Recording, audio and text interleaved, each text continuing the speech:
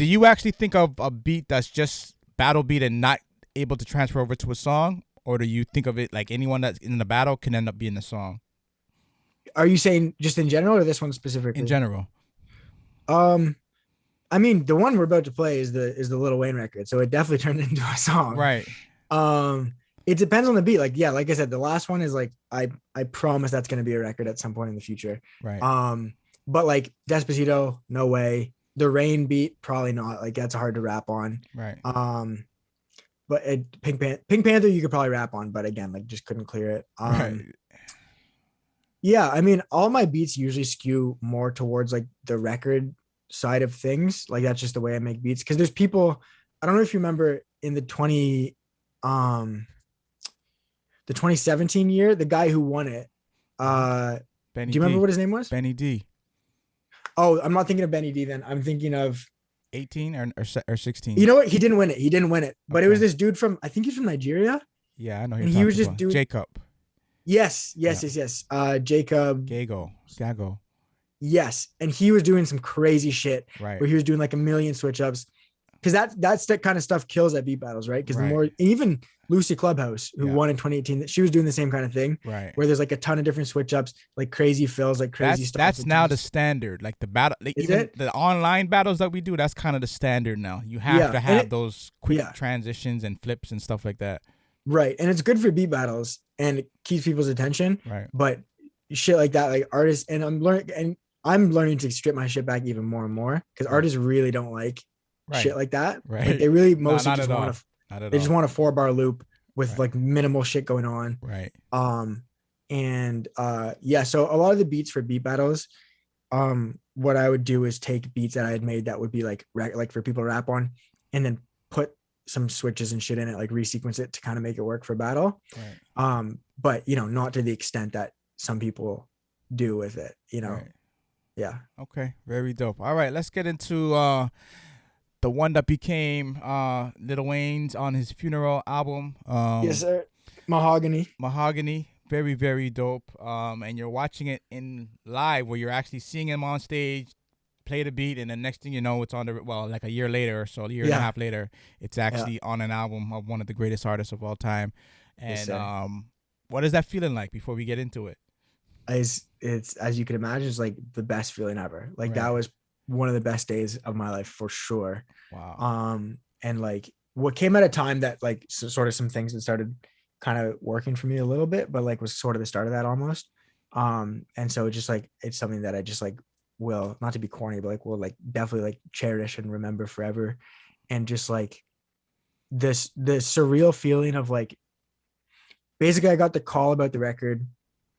I sort of knew something was going on with it leading up to the album, but I hadn't really heard much. I saw Wayne was announcing an album. I hadn't gotten any paperwork or anything, but I had been in contact with Manny's manager and they were saying that Wayne's cut a record. We think it's on the album, whatever. Even Manny, I don't think was like he hadn't heard the record up to that point. So I didn't know. And so I like to always be as skeptical as possible in music because until it's out, it's, you know, it's nothing. Right. So but I got a call from David, the like maybe at 6 o'clock the night before it, like so like 6 hours before it dropped or something like that, being like it's on the album. And I'm like, holy shit, right? Wow. So for the next 6 hours I'm just basically staring at my ceiling waiting for it to come out, like seeing if it's actually gonna drop. Right. The album gets delayed like 3 hours. It's supposed to come out at like 12. It gets delayed until 3 a.m. but it leaks on YouTube because someone at Universal or whatever, or they couldn't pull it from YouTube in time. So it dropped for like 5 minutes on YouTube. Wow. So people could download it, and I found a stream of it, and I heard the record. Wow. Oh, you know what it was? Sorry, just so I can get it right for history's sake. I knew the title of the song because someone had sent me. I think Manny had sent me back something called Mahogany Instrumental, which was obviously not the title that I had given it. So I was like, okay. And then I saw in the track list when the track list came out, when the album leaked, I saw that there was a song called Mahogany, and I was like, oh wait, okay, like this is for real. Right. And then found the stream of it, heard the lighter flick, heard Wayne rapping over it. I was like totally freaked the fuck out. I was in this room. Exactly. Right. I was like running around, fucking pinching myself, like, holy shit. It probably took me like 10 minutes to even listen to the song all the way through, because I just kept pausing it, rewinding it, listening to that later for like, it was just the craziest shit ever. And you know, it's still definitely the biggest artist I've worked with up to this point, but I've had lots of cool things happen since then, and I've had lots of good records come out, but nothing will ever top that first feeling of first hearing like an actual artist, like a real famous person on my beat. Right. And it's just never anything that I'm ever gonna like, just I can't feel that again, Greg, because it's the first time. Right. And it's like just like this total like lightning in a bottle thing, where it's just like I'm so lucky to have experienced that when I did. So yeah. And the beat is verbatim. It's not like they changed the drums but kept this or changed, like it's exactly as you heard it on the battle, you're hearing it on the record. Yeah. That's crazy. And it's literally so the beat, I was actually in the car between my rounds tweaking it to get more transitions in it and stuff to keep it moving, like literally while the battle was happening. Wow. And all those transitions that I made in the car were kept in the beat, because I sent the beat as it was to Manny after the battle, and he just sent that file to Wayne. So like all those little tweaks I was making outside Opera House made it onto the record. That's crazy. And shout out to Manny too for hooking it up, and for he tweaked the percussion and did some of like some of his things to, and there's like the slowed down part at the end of the record and shit like that. So he definitely had a hand in it for sure. But yeah, definitely the beat pretty much made its way just straight onto the album the way it was, which is insane to hear. It is. It's a story. It's a journey, man. Because you're hearing like from 2016, or even going back to Reddit, finding out about it, and then just the process of entering the first battle. Yeah. And then just the battle over the year, the Pink Panther and then Despacito. Just the process is very interesting, and that's what up and coming producers need to know, because every day there's 100, maybe 1,000 new producers who downloaded FL and they want to be the next big guy. Yeah. And they just don't have any idea of the process of how it works. Like, how do you go from being in your bedroom to being on a Drake record, being on a Wayne record, being on a J. Cole or Kendrick or whoever? Yeah. They don't really understand the process. And for them to be a producer and not understand publishing, that sounds like suicide to me.